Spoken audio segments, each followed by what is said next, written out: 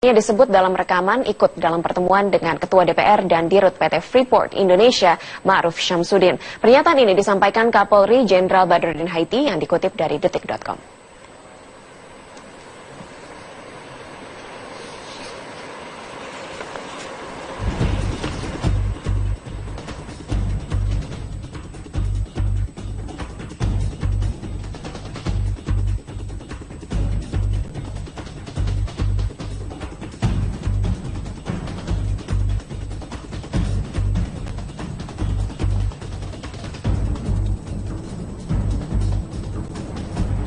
Paksa kepada pengusaha Riza Khalid. Untuk informasi selengkapnya bergabung dengan rekan Yanka Katria yang saat ini berada di gedung DPR RI.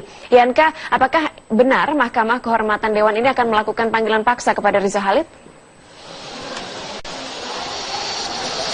Krizia, tadi dari statement atau pernyataan yang kami bisa kutip dari Ketua MKD Surahman Hidayat memang benar. Nantinya setelah proses pilkada yang besok ini selesai, karena sekarang MKD sedang melakukan rehat dikarenakan banyak anggota MKD yang menjadi mentor di pilkada, jadi harus melakukan rehat dulu. Setelah pilkada ini selesai, nantinya akan dilakukan pemanggilan terhadap Riza Khalid. Namun sebelum pemanggilan terhadap Riza Khalid ini dilakukan, ada beberapa proses atau tahap yang akan dilakukan oleh MKD.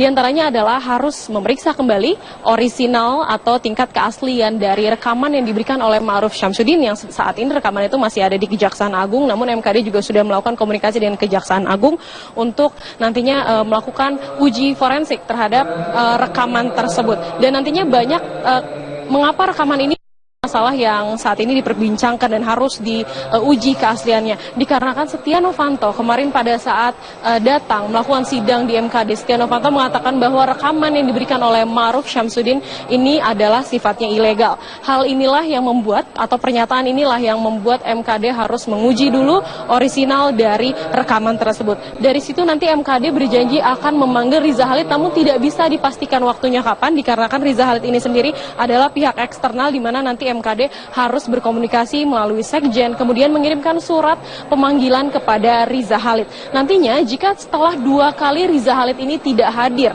dalam sidang Mahkamah Kehormatan Dewan, nantinya pihak MKD sendiri akan langsung meminta bantuan kepada Kapolri, dan memang sudah ada komunikasi antara Kapolri dan juga MKD terkait dengan pemanggilan Riza Khalid, dikarenakan MKD meyakini bahwa kepolisian memiliki kemampuan untuk mencari Riza Khalid dimanapun dia berada. Nantinya jika setelah selesai pemanggilan Riza Khalid, nantinya akan dilakukan rapat pleno internal di mana akan membahas kemana arah kasus ini akan berakhir, apakah memang Setia Novanto melakukan pelanggaran etika atau tidak. Dan nantinya akan ada putusan sidang akhir setnov, nanti MKD baru bisa mengarahkan kemana kasus hukum ini akan berarah. Dan nantinya MKD juga menjanjikan bahwa sidang yang nantinya akan memanggil Riza Khalid, namun ini waktunya belum dapat ditentukan kapan, ini diusahakan akan dilakukan secara terbuka. Kemudian nanti juga akan menelaah kembali rekaman pembicaraan dengan Ma'ruf Syamsuddin dan melakukan uji forensik dan juga bekerja sama dengan Kejaksaan Agung untuk melihat apakah rekaman ini asli dan tidak ilegal. Karena dalam sidang kemarin Setia Novanto sempat mengatakan bahwa rekaman itu ilegal. Nantinya setelah dapat membuktikan keaslian dari rekaman itu, akan melakukan pemanggilan terhadap Riza Khalid, dan setelah pemanggilan terhadap Riza Khalid tentunya akan dipastikan kemana arah kasus ini akan berujung. Dan berikut adalah wawancara kami dengan Ketua MKD Surahman Hidayat. Saksi yang masih tersisa itu akan kita panggil, yaitu Muhammad Riza Khalid, ya. Sesuai rencana itu tahapnya kan nanti setelah soal orisinalitas rekaman asli itu kan. Nah udah, karena semalam juga kan mungkin menampung beberapa pendapat, ya ini inginnya bareng, ini duluan begitu, akhirnya kan kompromis kita, ya udah karena ini perlu melibatkan Kejaksaan Agung dan lain-lain, ya ini dulu, kalau sudah selesai ini sampai nanti audit forensik ya baru dipanggil, karena alasannya juga kan Pak Setnov. Demikian Krizia, kembali Anda di studio. Baik, Yanka Katria melaporkan langsung. Selanjutnya kami akan bergabung ke gedung DPR. Ini ada rekan Widya Saputra di sana untuk menyimak perbincangannya bersama dengan pengamat politik Hanta Yuda. Baik, Widya, silakan. Baik, Rizia, kalau tadi Anda menyebutkan bahwa berbagai bentuk dari platform atau sosial media yang digunakan untuk mengekspresikan kekecewaannya pada MKD, hari ini juga terjadi demo besar-besaran yang diinisiasi oleh Indonesia Corruption Watch, yang nanti kami akan berikan informasi terkininya di sana dengan rekan kami lainnya, ada Marvin Sulistyo di sana untuk memantau. Ini juga bentuk kekecewaan tentunya publik terhadap sidang tertutup kemarin, sidang ketiga yang terkait Ketua DPR Setia Novanto, pencatutan atau permufakatan jahat, yang kali ini juga masih akan kami bahas bersama pengamat politik, ada Bang Hanta Yuda. Bang, terima kasih sudah hadir lagi ke DPR. Bang, boleh di sebelah sini, Bang. Bang, kekecewaan publik sudah begitu nyata. Ini terjadi demo besar-besaran oleh Indonesia Corruption Watch begitu. Ini sebetulnya apa hal ideal yang harusnya dilakukan oleh MKD untuk meredam keresahan publik, apalagi mengingat besok mau pilkada serentak, Bang Hanta? Ya, meskipun pilkada serentak harus kita kawal juga, tetapi ini juga penting. Menurut saya ekspresi kekecewaan publik itu kan membuncah, sangat kuat, dan kita sebagian masyarakat, sebagian besar menurut saya juga kaget. Ternyata DPR memang kebal terhadap aspirasi publik. Dan realitas yang menurut saya menyakitkan ini, ya ini realitas, tapi paling tidak ini menambah derajat demoralisasi terhadap kelembagaan institusi demokrasi ini. Padahal tanpa kasus ini pun kita mewanti-wanti betul bahwa DPR sebagai institusi inti demokrasi harus kita dukung. Tingkat kepuasannya, tingkat kepercayaan publik kepada lembaga ini cukup rendah, di bawah 25%. Dengan kasus ini menurut saya semakin upaya harakiri membunuh citra semakin kuat. Nah, ini menurut saya harusnya membangun. Saya yakin masih ada orang-orang baik di DPR, terutama nanti kita dorong di MKD. Satu sisi ini realitas yang harus dihadapi, tetapi ada sisa, mudah-mudahan nanti keputusan yang meskipun menurut saya publik sudah semakin pesimis dengan kondisi kemarin diadakan tertutup, keganjilan, anomali, sesuatu yang luar biasa yang terjadi. Nah, mudah-mudahan keputusannya nanti betul-betul bisa menjunjung tinggi etika, martabat, dan keluhuran DPR itu tadi. Nah, satu hal, tetapi di sini kalau misalnya publik gagal dengan upaya gerakan mosi tidak percaya, menurut saya akan semakin kuat, semakin kencang dalam rangka itu tadi. Di sisi yang lain juga harus mendorong proses hukum menurut saya, selain itu kejaksaan dan sebagainya harus didorong. Tapi sebentar, ngomong-ngomong mengenai mosi tidak percaya, hari ini juga fraksi P3 menyatakan, begitu fraksi P3 Muktamar Surabaya mengatakan sudah membuat mosi tidak percaya terhadap MKD dan juga kepada DPR. Apakah hal ini juga akan men-trigger begitu fraksi-fraksi lainnya yang tentunya tidak masuk angin untuk melakukan hal yang sama? Ya, menurut saya harus ada sikap dari semua partai, dari semua fraksi untuk menyampaikan itu. Jadi karena pimpinan DPR itu juga bagian dari ada fraksi di sana, dan publik menurut saya menunggu itu. Perlu ada sikap, paling tidak P3 sudah mengeluarkan pernyataannya, mosi tidak percaya. Yang lain harus menunjukkan, ini bukan persoalan Pak Setia Novanto, bukan sekedar persoalan personal, tapi ini dalam rangka untuk menyelamatkan harga diri bangsa. Ya, harga diri bangsa, tidak hanya DPR. Itu yang menurut saya penting ya. Dan kita jangan dikecohkan dengan logika bahwa ini ada pertarungan dua raksasa, ada kelompok bisnis yang seolah-olah kemudian kita memaafkan ini menjadi tidak penting. Cara berpikir begitu menurut saya cara yang keliru. Logika-logika seperti itu jangan dicampur adukan. Proses di MKD harus ditegakkan bahwa proses-proses hukum harus jalan, bahwa proses-proses politik soal Freeport dan seterusnya terus jalan. Iya, bahwa kita mengatakan ini ada kepentingan asing lalu mengatakan ini tidak penting. Ini dulu fokus. Kalau yang satu ini sudah kita tidak beres, tidak bisa menyelesaikan, membereskan, jangan pernah Anda kita berpikir bahwa sesuatu yang besar itu yang kita mimpikan bisa kita bereskan. Jadi dari proses ini menurut saya penting. MKD ini penting.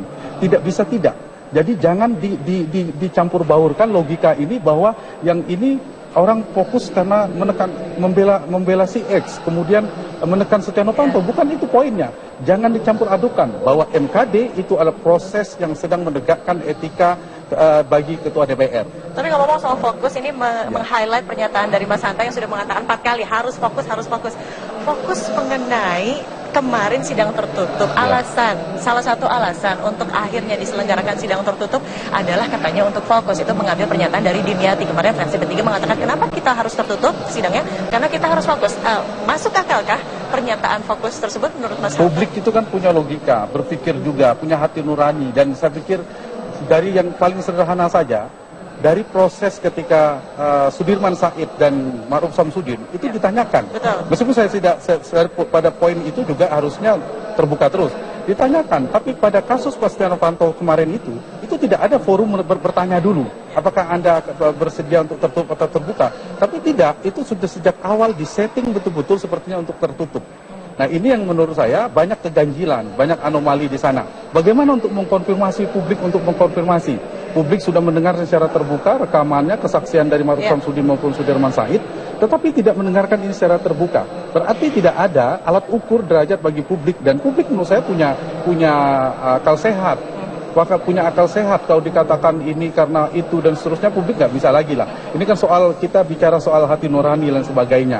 Nah, yang kedua, kalau misalnya memang Ketua DPR, katakan Pak Setia Novanto ingin punya kepentingan, keperluan untuk mengklarifikasi, itu ada ruang terbuka juga. Di ruang sidang yang terbuka, klarifikasi. Ini tidak mau mengklarifikasi itu. Dan partai sebagai lembaga yang menjadikan trust publik sebagai nyawa partai, harusnya secara terbuka sehingga jelas akuntabilitasnya, jelas mana partai-partai yang bermain-main, mana partai-partai yang bisa masuk angin, mana partai yang tiba-tiba berbelok, kemudian balik badan, mana partai yang di awalnya kemudian setuju, kemudian diam-diam dia melakukan kompromi politik. Itu harus direkam oleh publik. Nah, kalau tertutup, publik tidak mendapatkan itu. Baik, kemarin ada 3 motif alasan dari Setia Novanto mengatakan bahwa dirinya keberatan untuk melakukan sidang terbuka, pemirsa. Di antaranya adalah hak dia juga. Dia memiliki hak untuk mengatakan tidak terbuka atau tertutup begitu. Lalu keputusan dari pimpinan sidang yang mengatakan bahwa ya sudah, sidangnya harus tertutup begitu. Dan kita kemarin mengetahui sendiri dari sidang ke-1, sidang ke-2 dan sidang ke-3, pimpinan sidangnya yang memimpin sidang maksud saya itu berbeda. Bang Hatta melihat ini sebagai sebuah strategi dalam tanda kutip yang akhirnya juga kalau mengatakan tadi publik juga sudah menerka dan sudah cerdas dan sudah peka mengenai hal ini, itu seperti menegaskan bahwa ada apa sih? Ya, ada dagelan, seperti ada sandiwara yang memang terlalu jelas ya. Istilah saya ini betul-betul melecehkan, mengangkangi akal sehat publik. Itu yang saya sayangkan betul, padahal ini momentum bagi DPR, momentum bagi MKD untuk memperbaiki citra DPR, untuk memperbaiki citra partai. Nah, itu yang tidak dilakukan. Mengapa misalnya kekhawatiran untuk diadakan terbuka itu apa sebenarnya? Nah, kalau misalnya semuanya katakan kalau bersih kenapa risih, kenapa tidak mau terbuka saja, sampaikan di forum itu, dan itu tidak dilakukan. Nah, yang saya khawatirkan kemungkinan tertutup itu kalau ada yang masuk angin, ada yang gembos. Nah, isu soal suap dan sebagainya, uang di sana seterusnya, itu satu sisi. Tapi juga bisa diintervensi oleh partai. Ini yang saya pikir sejak awal pun proses di MKD ini sudah keliru logikanya. Karena mereka menjadikan forum ini bukan sebagai sidang etika, lebih pada sidang pro justisia, semacam pidana, hukum pidana, seperti pengadilan hukum pidana pakai baju kebesaran dan seterusnya, meskipun bajunya merah putih, padahal seperti bawa baju partai, karena bawa kepentingan partai semua. Nah, ini yang menurut saya logika ini kemudian perdebatannya sampai soal legal standing dan sebagainya, soal teknis yang padahal kalau misalnya MKD fokus, kalau MKD fokus kita jangan bicara soal asing dan sebagainya dulu. MKD itu adalah rangka menegakkan etika anggota DPR. Kalau ada anggota DPR misalnya sekalipun itu atasannya sekalipun, karena semua itu mengikat buat semua melakukan tindakan-tindakan yang tidak patut misalnya, dan ada di kode etik banyak pasal tadi saya baca, ada di pasal 5, pasal 4, pasal 3 bisa masuk semua sisi itu. Nah, fokusnya di sana. Fokus anggota ini benar nggak melanggar etika. Panggil saksi, orang pihak pengadu, saksi satu saja. Apakah betul ada pertemuan itu? Pertemuan di mana Ketua DPR menyertakan atau mengajak pengusaha bertemu dengan pihak Freeport, kemudian membahas soal saham, membicarakan soal bisnis dan sebagainya. Itu saja, temuan itu sudah selesai belum? Udah semua pakai logika publik, itu sudah terjadi. Dan tidak ada menyangkal. Itu saja sudah lebih dari cukup menurut saya data bagi MKD kalau betul-betul dalam rangka untuk menegakkan etika. Kenapa mengerjakan sesuatu melebihi, melampaui sesuatu yang berlebihan seperti pengadilan pidana, mengerjakan seperti pansus. Lupa, MKD itu sedang mengadili etik. Nah, larinya kemana-mana, itu yang saya maksudkan, tidak fokus. Kalau itikat baiknya dalam rangka untuk menegakkan etik, sudah banyak data, sudah bisa untuk dilakukan. Tapi ya ini, medan arena MKD dijadikan sebagai arena untuk saling MKD menyelamatkan kawan dekat. Ya, itu bisa. Itu satu. Yang kedua, nanti saling sandera. Ada konstelasi politik, konfigurasi politik yang mempengaruhi masing-masing. Dan kita lihat kalau kita rekam sejak awal ya, ada 3 partai, Golkar, Gerindra dan P3 tadi, mengatakan tidak perlu dilanjutkan proses ini. Itu satu, harus kita jaga. Kemudian bergeser lagi, kabarnya hanya berapa partai, hanya 2 atau 3 partai yang menyatakan untuk sidang terbuka, Yang lainnya tertutup. Ada apa ini? Itu kan jadi pertanyaan publik. Oke, jawabannya nanti kita akan ketahui dan juga analisa lagi tentunya di program-program Metro TV selanjutnya. Untuk sementara demikian dulu perbincangan saya dengan pengamat politik Hanta Yuda. Sementara kita kembali lagi ke rekan Krizia di studio. Silakan Krizia. Baik, terima kasih Widya Saputra dan pemirsa perbincangan